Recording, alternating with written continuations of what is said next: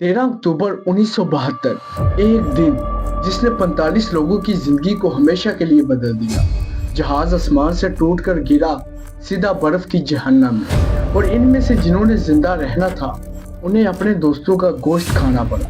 लेकिन वीडियो शुरू करने से पहले हम आपको दिखाना चाहेंगे हकीकी लोगों की हकीकी फुटेज जो 72 दिन बर्फ में कैद रहे।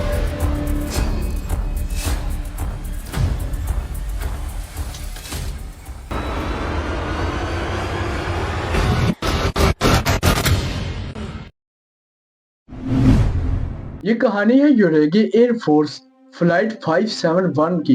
13 अक्टूबर 1972 को 45 लोग इस जहाज में सवार हुए। ज्यादातर नौजवान लड़के थे। एक रग्बी टीम जो अपने मैच के लिए मोंटेविडियो से चिली जा रहे थे। सब खुश थे, म्यूजिक चल रहा था, कह के लग रहे थे। किसी को नहीं खबर थी कि अगले चंद घंटों में ये हंसी क़यामत की चीखों में बदलने वाली है। जहाज के पायलट ने गलती से रास्ते को बदल दिया। पहाड़ की ऊंचाई ज्यादा थी और वो देखते ही देखते एंडीज के पहाड़ों के दरमियान आ चुके थे। हवा के झटकों ने जहाज को झंझोड़ कर रख दिया। मुसाफिर चीखने लगे और अगले ही चंद लम्हों में जहाज एक पहाड़ से जाकर टकरा गया और इसके दो टुकड़े हो गए। जब जहाज रुका तो इर्द गिर्द सिर्फ सफेद मौत थी और जिस्म जिनमें कुछ हरकत ही नहीं थी। 45 में से 12 लोग तो मौके पर ही मर गए। कुछ के जिस्म कटे हुए थे, कुछ खून से लथपथ थे, और जो बचे वो खुद नहीं जानते थे कि वो जिंदा है कि ख्वाब देख रहे। जहाज का पिछला हिस्सा टूटकर गायब हो गया। सामान बर्फ के नीचे दब गया और बाहर का दर्जा हरारत -30 डिग्री था। इनके आसपास ना तो गर्म कपड़े थे और ना ही खाने का कुछ सामान, और ना ही कोई उम्मीद बाकी थी। लेकिन इन्हें ये अंदाजा नहीं था कि ये तो सिर्फ खौफनाक सफर की शुरुआत थी। हादसे के बाद जो बचे उन्होंने सोचा शायद कोई हमें ढूंढने आ जाएगा, मगर हर दिन हर रात वो आसमान को देखते रहते। कोई जहाज नजर आता तो हाथ हिलाते, मगर दिन हफ्तों में बदलते गए। जहाज में जो थोड़ा बहुत खाना बचा था वो चंद ही दिनों में खत्म हो गया। चॉकलेट, बिस्किट, थोड़ी सी शराब, सब खत्म। अब सिर्फ भूख बाकी थी।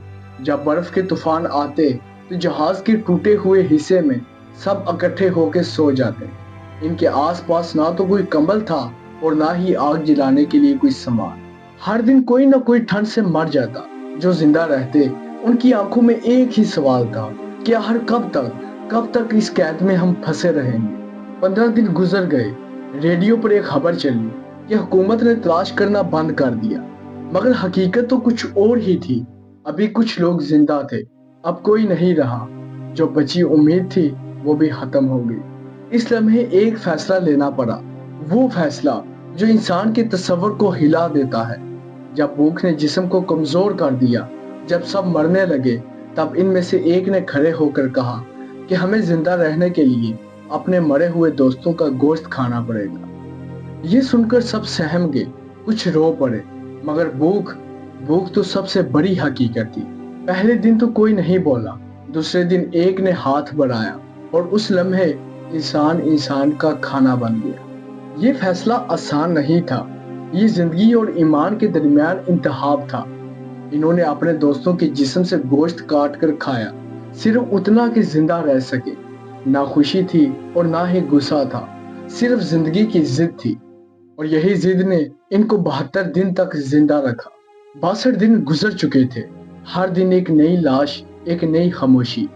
चंद दिल तो ऐसे भी थे जो हार मानने को तैयार नहीं थे। 3 लोगों ने फैसला किया, अगर हम यहाँ बैठे रहे तो मर जाएंगे, चलना होगा, चाहे पहाड़ पार करना पड़े। इनमें से एक था पराडो, जिसके माँ बाप भी मर चुके थे, मगर इसकी अंदर की आग बुझी नहीं थी। उन्होंने जहाज के मलबे के कपड़े, प्लास्टिक और थोड़ा सा खाना लिया और चल पड़े। सामने थे बर्फ के समुद्र जैसे पहाड़, दर्जा हरारत -40, सांस जम रही थी। कदमों के नीचे बर्फ की मोटी तह थी और आसपास सिर्फ सफेद मौत। 3 दिन चले, फिर 6 दिन, फिर 8वें दिन पराडो ने दूर से सब्जा देखा। वो पहाड़ खत्म हो रहे थे। वो चीख उठा कि हम बच गए। वो नीचे की तरफ दौड़ा और आखिरकार चरवाहा मिल गया। ज़बान तो नहीं मिलती थी, मगर उसके चेहरे पर उम्मीद की झलक ज़रूर थी। चरवाहे ने जल्दी से फौजियों को इत्तला दी और उसी दिन दुनिया को पता चला कि 72 दिन बाद भी कुछ लोग एंडीज के पहाड़ों में जिंदा हैं। जब रेस्क्यू टीम पहुंची तो सब बर्फ में छुपे हुए इंसानों के ढांचों जैसे थे, लेकिन उनकी आंखों में चमक थी, जिंदगी की चमक। उन्होंने अपने मरे हुए दोस्तों की याद में आंसू बहाए और दुनिया को बताया कि हमने उनको खाया नहीं बल्कि अपने अंदर जिंदा रखा। 20 दिसंबर 1972 को हेलीकॉप्टर ने इनको बचा लिया। जब वो नीचे लाए गए तो दुनिया हैरान रह गई। उनके जिस्म पर जख्म थे, होंठ फटे हुए, चेहरे स्याह और आंखों में ऐसा दर्द जिसे अल्फाज में बयान करना मुश्किल है।